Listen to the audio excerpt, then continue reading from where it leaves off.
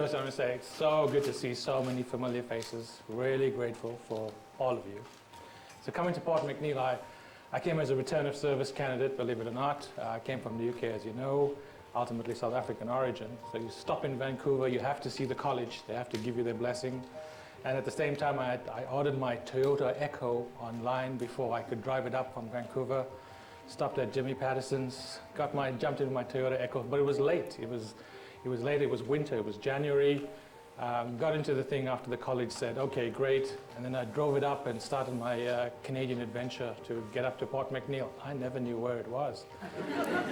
You know, when you look at Port McNeill, there was a view, and there were two pictures of what it looked like, and I read the blurb about the population, about the sort of demographic, and what kind of medicine I'd hope to practice.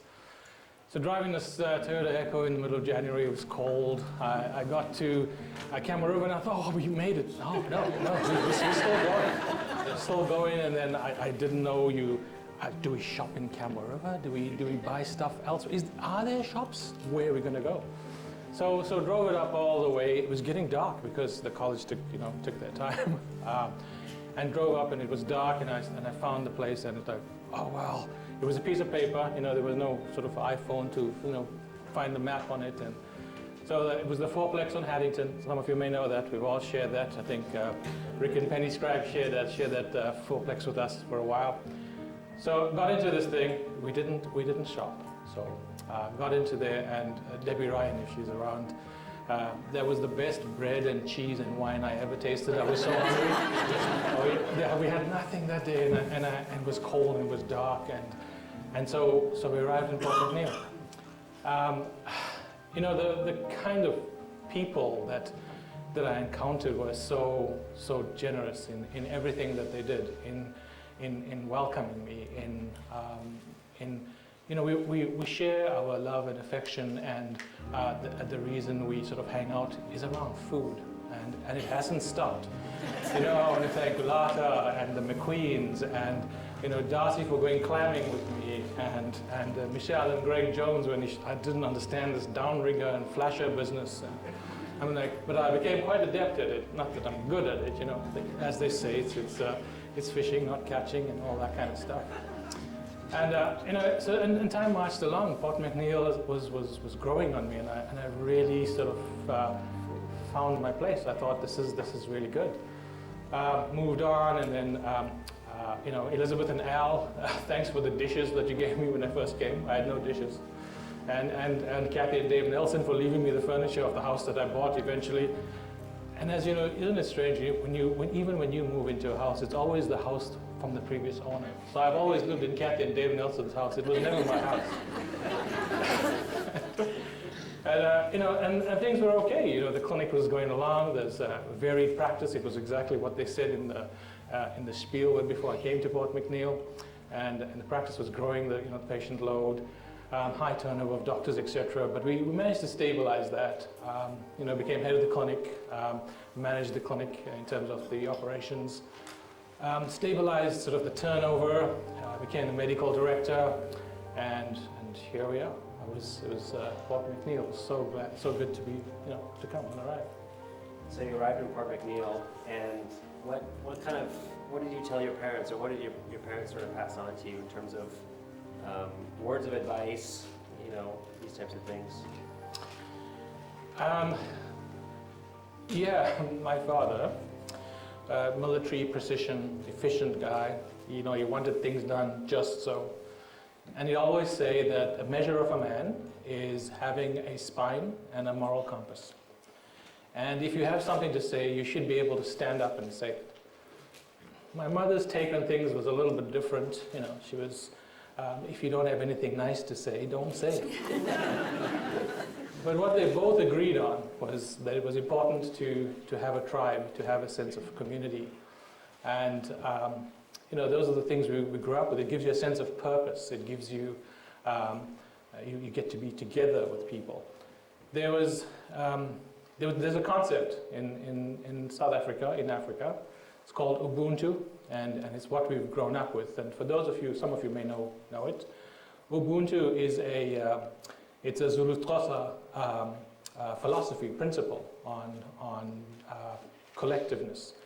It's Ubuntu Ubuntu, which basically means I am because we are, or I am because of you, and it really encompasses this collectiveness, this humanity, kindness to humanity, reciprocity, and being kind and respectful, etc. Kind of good things, and it's sort of the principle that was born out of the apartheid era, believe it or not, and multiple cultures in South Africa, in Africa, Southern Africa, subscribe to this. And for me, for all the people in Port McNeill, the reciprocity, the love through the food, the generosity of the dishes and the furniture, and making me feel at home, this felt like home. This subscribed and aligned and resonated with me about the Ubuntu principle by which I've grown up with, by which I continue to live by. And so we started filming this project 2 summers ago, and can you maybe update us on what things have resolved themselves or still things that are outstanding? Yeah. Just unpack all of that for us in a short little soundbite. That's going to work well for social. No, please. Yeah, and I know when we met about trying to sort out the helicopter thing and sort of unpacking what else was going wrong, that incident in March of 2020 was really damaging, hurtful. It was around toxicity. I was the head of the clinic. I was the regional medical director, and you try to provide feedback and you try to change things. There were some patient safety issues that were happening at the hospital. There was some trouble at the clinic. But people don't receive, trying to change, or the fact that you call them on their professionalism and their inability to do the work that they are designated to do. So it doesn't land well. And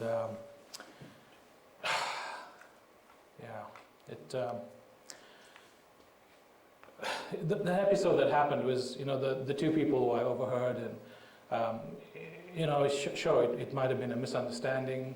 It was because of my own past, my own trauma, my own pain, and I had to get some counseling and stuff for that for a while, and I thought I moved on, and I thought there was some healing for that, and I thought that was it, and I thought, but it wasn't, and that's sort of why I decided to let this thing go. This thing has been eating me for a while.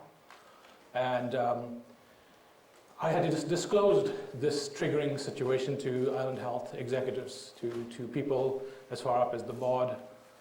And they've weaponized my trauma to basically handle me and continue to take me away from you, from my ability to help you. By weaponizing my trauma. Now this is hard.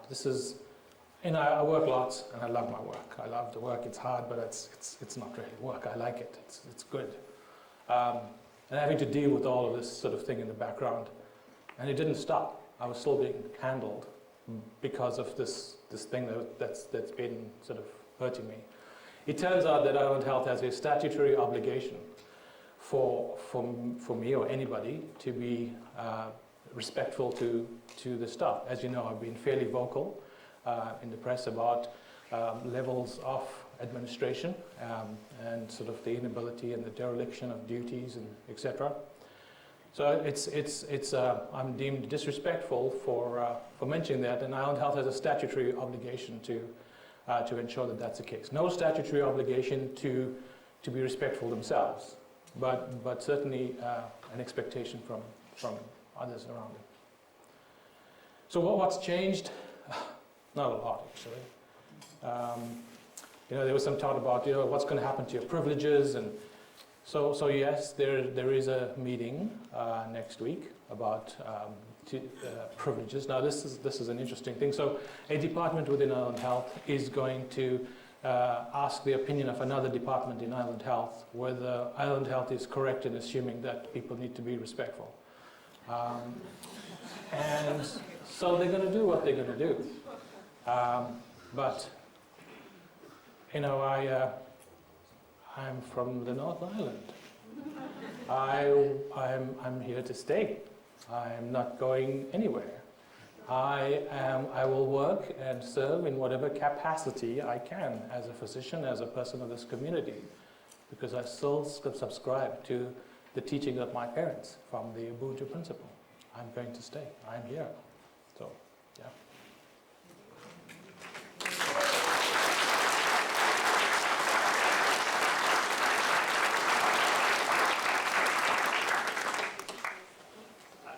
I mean, for me on the outside, living in Vancouver, and getting the updates from you, weekly, it's just this ping-ponging back and forth. There's the breadcrumbing of like a little bit of information, and it's really hard to keep up. And I watch all the YouTubes and all the town halls, and I've seen half of your faces already on some of these rallies, and so I know that the community is very strong up here. What message, if the Premier was here tonight, what message would you want to convey? So I know you said you might ask me that question. So I'm going to try and get this right. I'm going to check the notes. You need a stethoscope. So I did write something, and I hope this sort of lands well. And if it doesn't, well, it's going to land. So if I would say, the Honourable Premier Evie, senior executives within Island Health, through their actions or inactions, have repeatedly demonstrated a dereliction of their duties that we are told is under health ministry guidance. Is it too much to ask for leaders that are responsive to patient needs and frontline providers who inspire trust and fairness and who are accountable and transparent? The same senior executives have chosen to disguise discipline towards me, towards discrimination and bullying, because they weaponized my trauma against me. Will you allow this ineptitude and colonial mindset and abuse of power to continue, or will you act in addressing the failure to serve the public interest, given the severity of the transgressions? That would be my question to the Premier. But I don't want to stop there. I want to say a little bit more, because you asked. There was a recent statement from the Health Minister, Adrian Dix, saying that discriminatory behavior in any healthcare setting is unacceptable and violates our principles, policies, and values. Minister Adrian Dix. Kathy McNeill, CEO of Island Health, said, "We should hold the responsibility for human rights for all people who feel discriminated against." Not sure how that aligns with the actions that have been taken, but here you are. Really looking forward to a response from the Premier.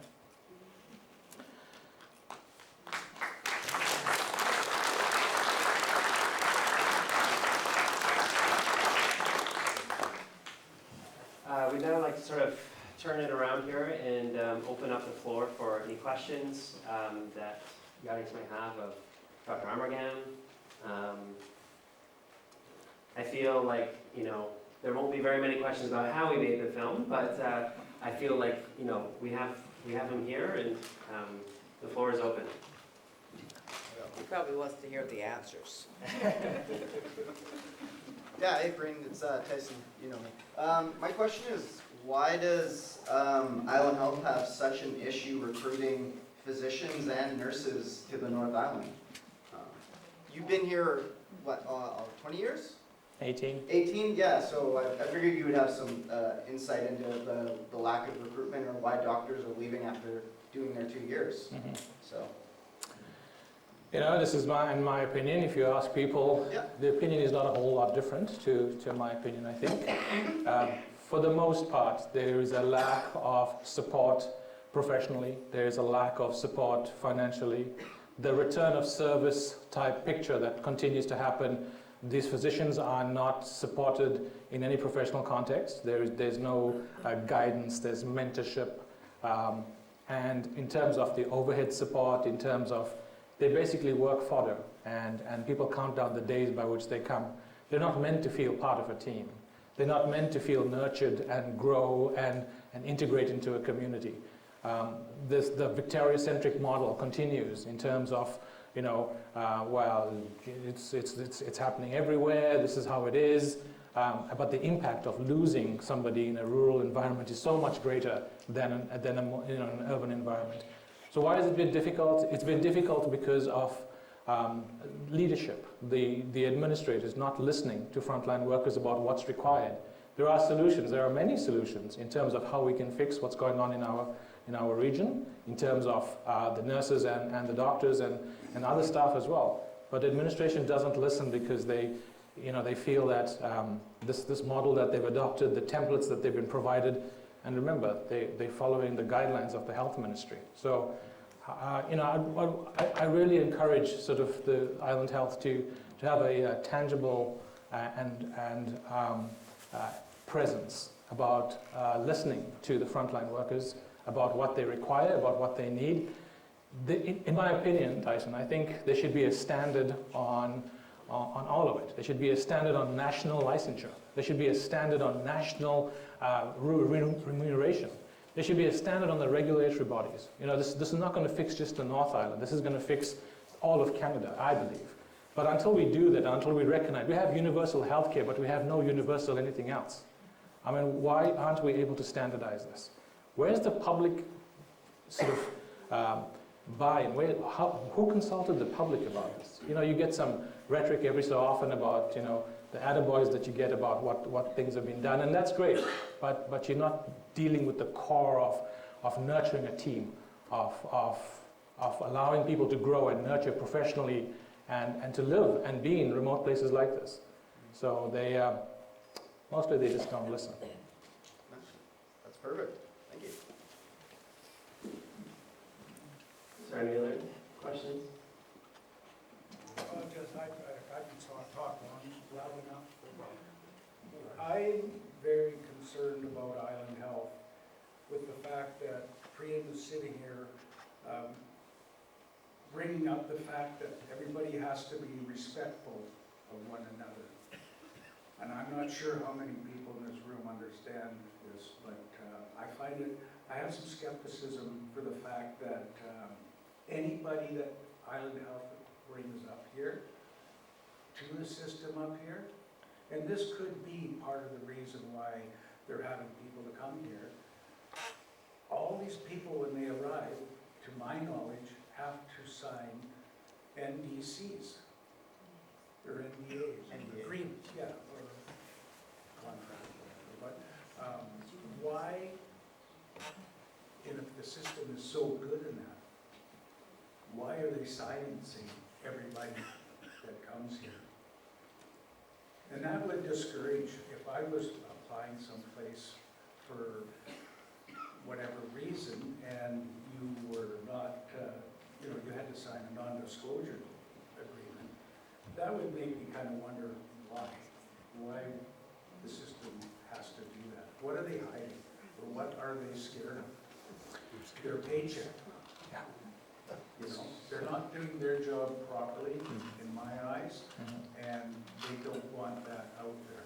I'm sure there's hundreds of stories that healthcare workers could say up here, but they'll get in trouble if they say it. And you're right, Kim. I don't know if anybody else has anything to say, but transparency has been an ask over and over again, and we have never got it in any shape or form. Fairness, transparency. I actually had an executive tell me that, being equitable is a lofty goal. He actually said it, and he said it a few times. Being equitable is a lofty goal, and it seems so is transparency, fairness as well.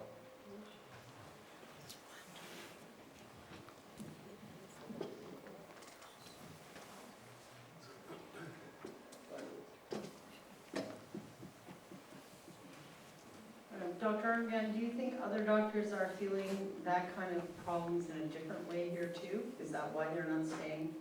Do you think that's the pressure they're feeling, and what can we do about it?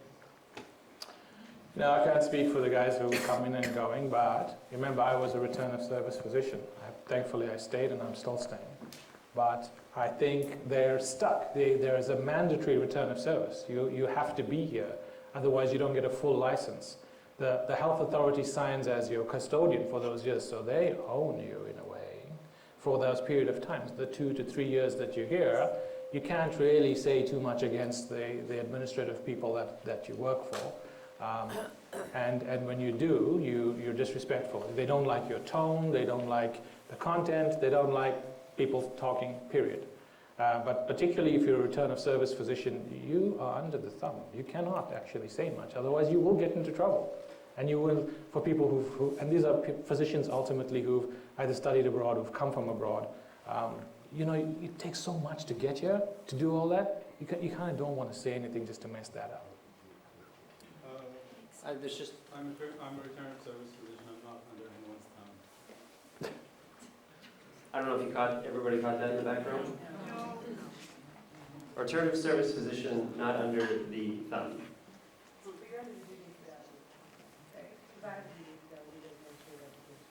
Yeah, but what Priyan is saying is right.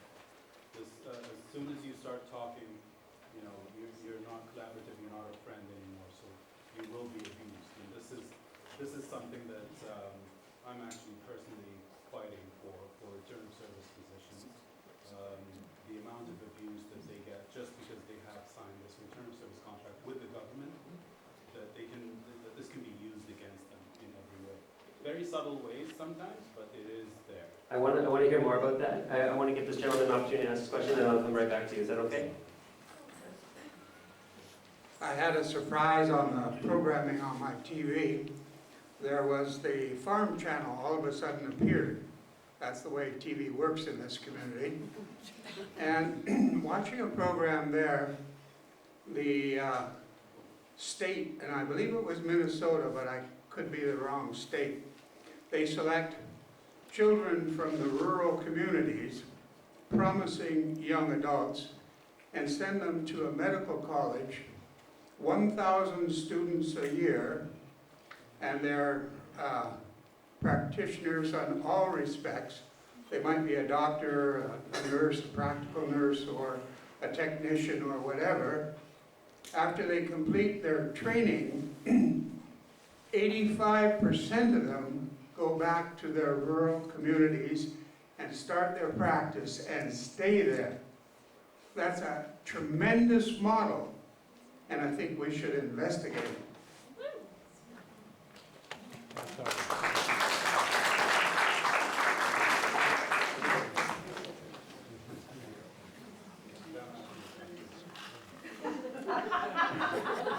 I'm full of questions.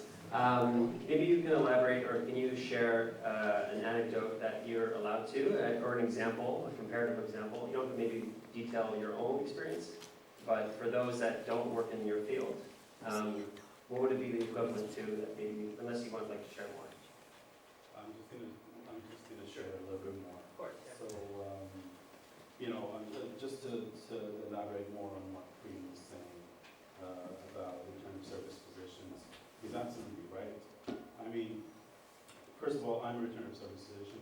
If this is the way that someone is being treated after spending 18 years of their life invested into this community, how am I supposed to take that?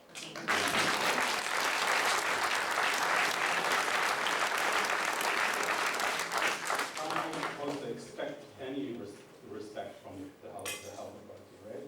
So this is concerning, obviously, not just for me, but for everyone else, all my other colleagues, and maybe everyone else in this whole province. So yeah, that's for starters. And like Priyan said again, there is an abuse happening towards return of service physicians. Yes, they do sign the contract. The contract is with the government, not with the health authority. But this is where the health authority steps in and in a subtle way uses it as a power against physicians, right? Where, you know, they stand in your way, right? They try to force you to be quiet or, you know, not make a fuss about things. And this, you know, and when you do the opposite, then you're not their friend, right? And then they try to get rid of you. And that's what they're trying to do. Anyway, again, I could talk, I don't want to take the lights away from the real hero.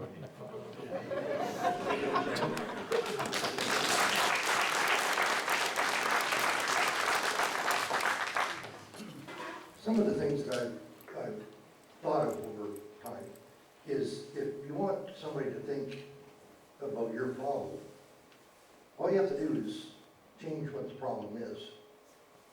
If it's not a problem that doesn't concern them, they don't have a problem. But if it becomes their problem, like, say, Premier Eby, say his daughter, whatever, fell down, went to the hospital, she would be looked at immediately. She wouldn't be saying, you know, can you come back in 6 months and we'll take an x-ray? They would give her an x-ray right there. 100 times, all you gotta do is change what you're talking about. Whether, you know, if you took your car to the mechanic, they wouldn't tell you to come back in a year and we'll see if we can fix your car, or you go someplace else. But all they gotta do is fix the shop. You know, do your job and stop playing politics and having the 1% run the 99%. Because we're never gonna get anything fixed. As long as, you know, they're worried about them and not everybody else. What you need is somebody in there to worry about us, like Priam. You know, that's worried about us, not because his people above him aren't worried about us. He is. Right? Until they fix their problems, and you can put anything you want in there as a subject matter. It doesn't matter what it is. But that's what you're going to get. Until it's their problem that affects them, it's not going to change. You understand what I'm trying to say? Rick, I do, yeah. yeah, I do understand. I hear it echoing through. Yeah, Rick, before you go, just remember that, you know, it should be fixed for everybody, just not some people. That's right. But you have to remember that, you know, equitability is a lofty goal. It is, but we've been trying to make it applicable since the beginning of time. All right, I know, I hear you. Or it's not going anywhere. Yeah. But like I said, I've had people that tell me certain things and I tell them, okay, that doesn't bother you, but what if all of a sudden the government come in and said, hey, you can't take pictures here unless it's in a prescribed area with your camera. You can only use a certain size camera. You only have a lens of a certain size. But you can change that for anything too. And they just change the narrative to suit their agenda. Right? Yeah. But people that say, I don't care, okay, well, we'll just change the item then till it's something that affects you, and then you go, oh yeah, that's kind of stupid. Self-serving is part of the motto.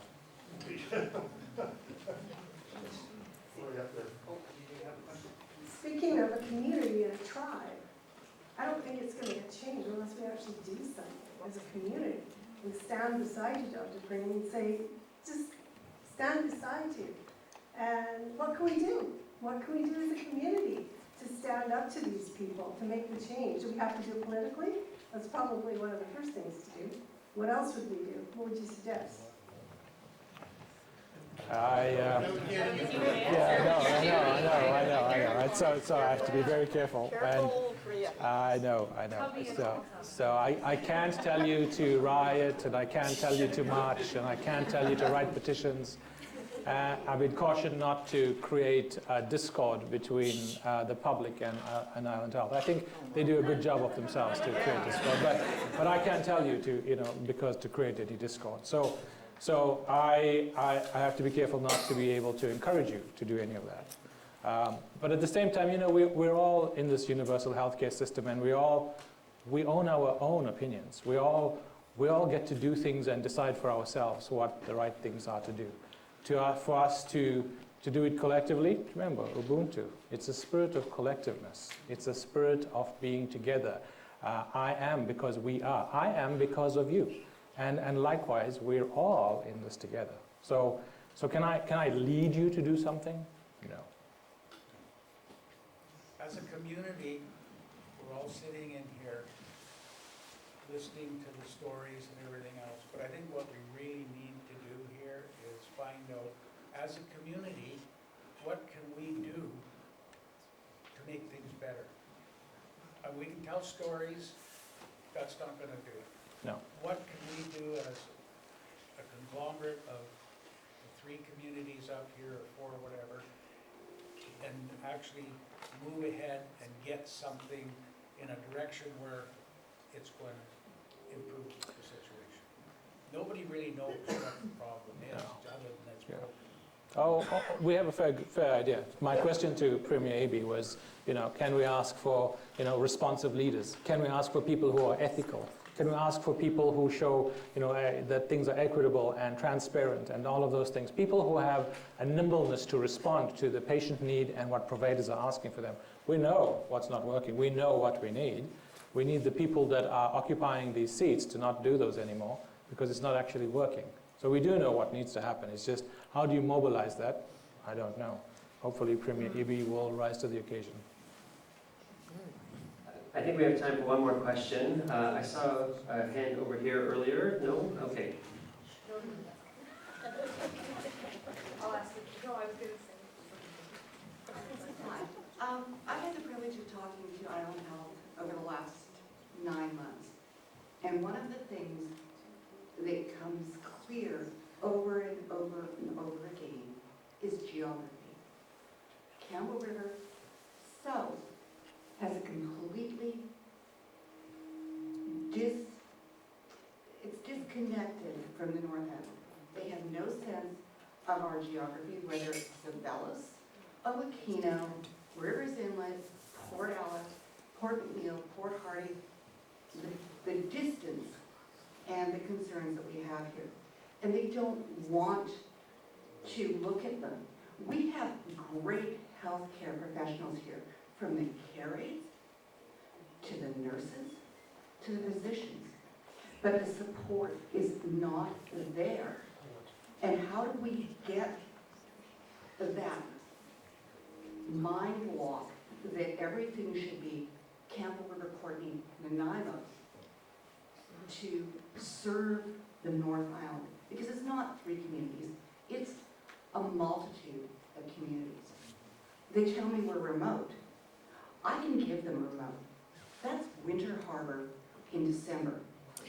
Okay? That's remote. We have airports, we have a road. Well, we've got it. Well, we just need them to see it. And I would like to just say thank you for standing up and being a part of our community. Yes. That's all I got.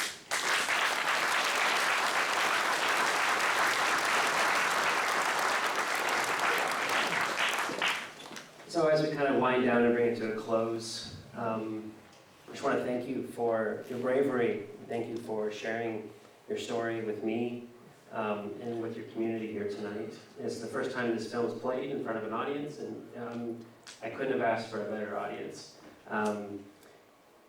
Last night when we were having dinner, you said, Charlie horses and monkey bars.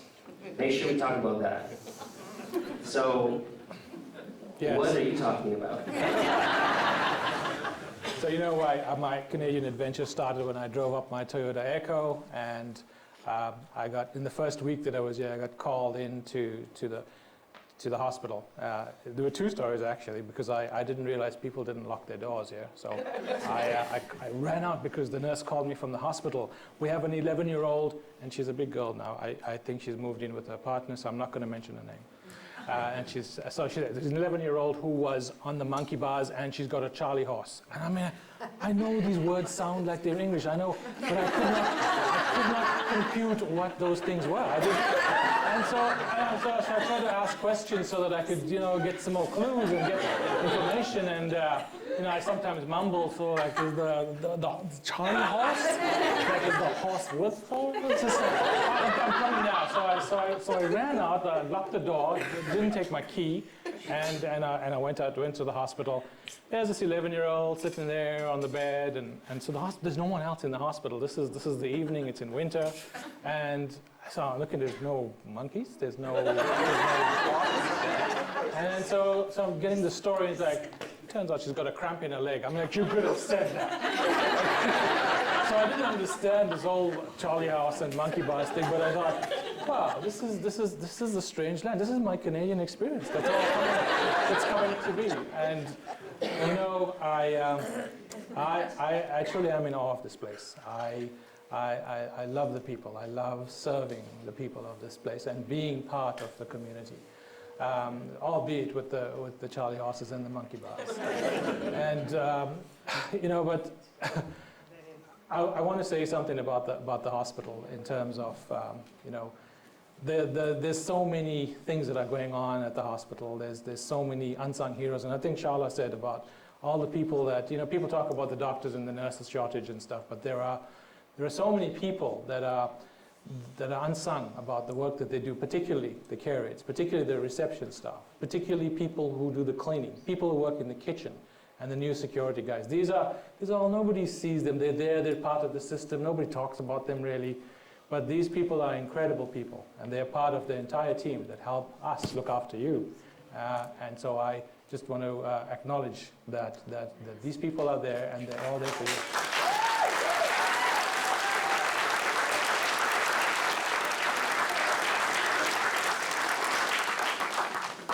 Where is this film going from here now that we're seeing the screening of it? Is it just? Yeah, so the way, you know, the short film works is there's not usually a lot of distributors for something like that, but it'll make its round through a small selection of film festivals, both domestically, internationally, and it should be released sometime next year. In which case I have everyone's emails, and I'll make sure I'll distribute the link at that time. For those that registered, those that haven't, we'll find you on the Port McNeill Community Facebook page, which is so active. And just as we wrap up, we'd love to say a quick thank you to the Gatehouse Theatre for hosting us this evening.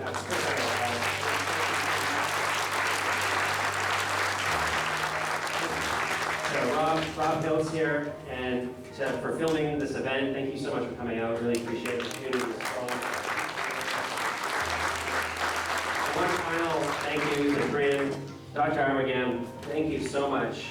Thank you. Can we round of applause for everybody? Thank you.